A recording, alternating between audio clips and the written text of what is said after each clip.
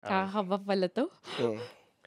Ah, yung una kong tanong medyo, deep kaagad tapos parang kasi, I think it will somehow relate sa lahat ng pag-uusapan natin, this day. So parang, kaya ito yung una kong naisip. Medyo iba 'to dun sa mga una kong ginest.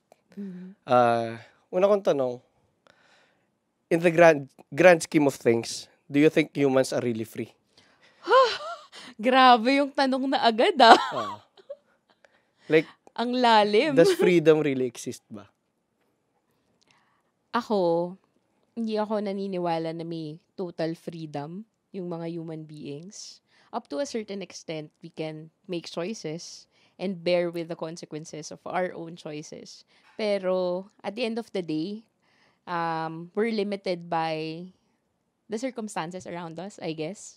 And ako naniniwala pa rin kasi ako sa, may faith ako in a higher being. Mm. So, in the greater scheme of things, naniniwala ako na everything is designed. Mm. And how you come up with your choices, designed din yun by Mm. a higher being. Or Mm. hindi man yung actual choice na ginawa mo in that moment, pero yung factors na nag-affect para magawa mo yung choice na yun. Mm. So, in that sense, I don't think we're 100% free, but we make our own choices based on kung ano yung mga factors na nandyan na. Mm. And even when we make our own choices, hindi pa rin yun magka-come out how we wanted it to. Totoo. So, it's still not total freedom. Pero wala. I guess ano na lang yan perspective. Mm. Kung angkinin mo na desisyon ko yan, malaya ako, Mm. I guess you can tell yourself that you are. Pero, wag ka lang din pakulong, I guess, sa idea na free ka. Mm. Kasi pag di mo ni-recognize, para sa akin to pag di mo ni-recognize na may higher being, may universe at work, you'll be disappointed. Mm. Kumbaga kung magkakaroon ka ng nihilistic view, para talagang mawawalan ng sense lahat, no? Oo. Oo.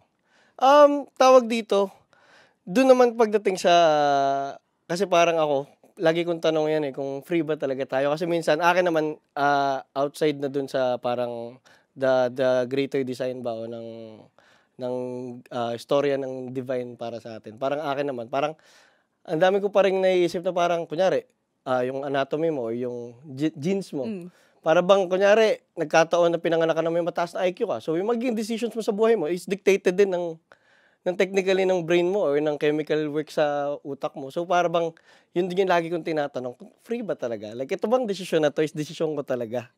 So parang kaya ko rin siya unang itinanong sa'yo kasi nga pagdating sa law papasok tayo sa law So para bang, laging yung tanong kasi parang di ba magkakaroon lang ng liability sa law kung medyo technically in-execute mo siya on your free will Pero yun nga yung tanong ko, meron ba talagang free will?